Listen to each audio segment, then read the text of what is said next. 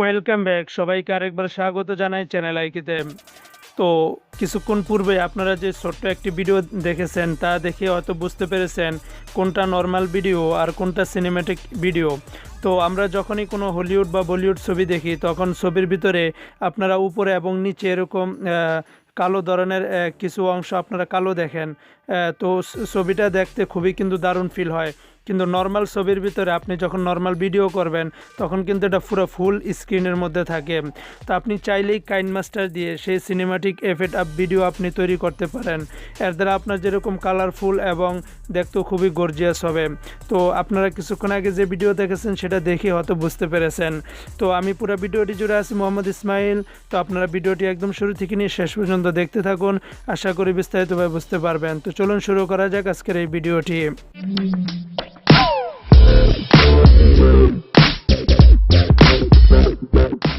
Cinematic video বানানোর জন্য শুরুতে আপনাদের মোবাইলের যে কাইনমাস্টারটা আছে কাইনমাস্টারটাকে ওপেন করে নেবেন। কাইনমাস্টার ওপেন করে আপনাদের যে প্রজেক্টটা আছে প্রজেক্টটা এখানে নিয়ে আসবেন।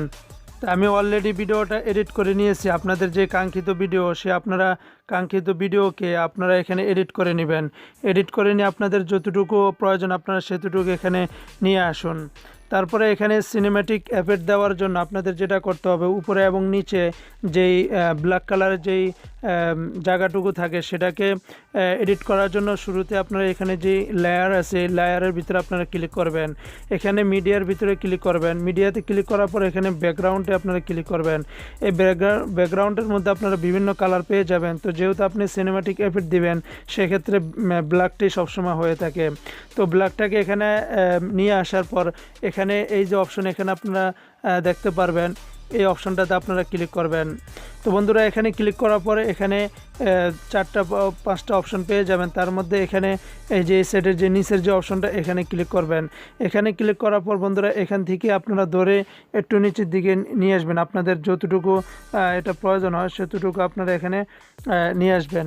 ওকে, নিয়ে আসার পরে এই যেই ছবিটাকে আপনারা এডিট করছিলেন সেই ছবিটাকে আপনারা এখানে ক্লিক করেন।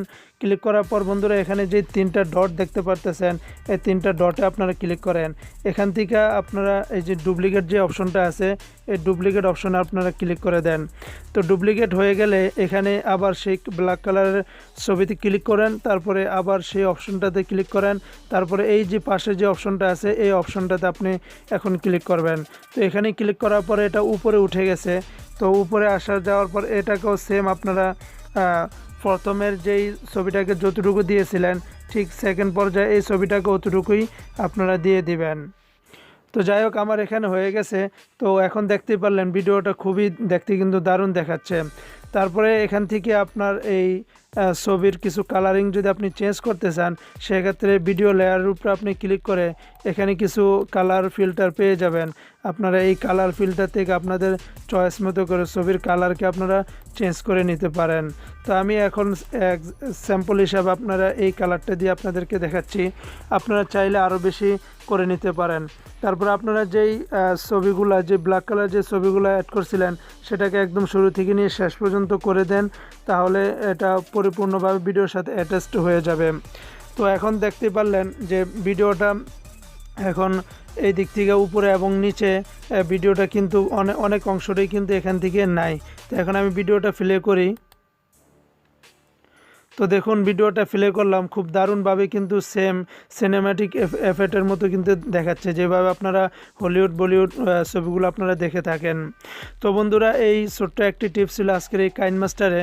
তো আপনারা আশা করি বুঝতে পেরেছেন কিভাবে কাইনমাস্টার অ্যাপস দিয়ে আপনারা যে কোনো ভিডিওকে সিনেম্যাটিক ভিডিও আপনারা তৈরি করবেন।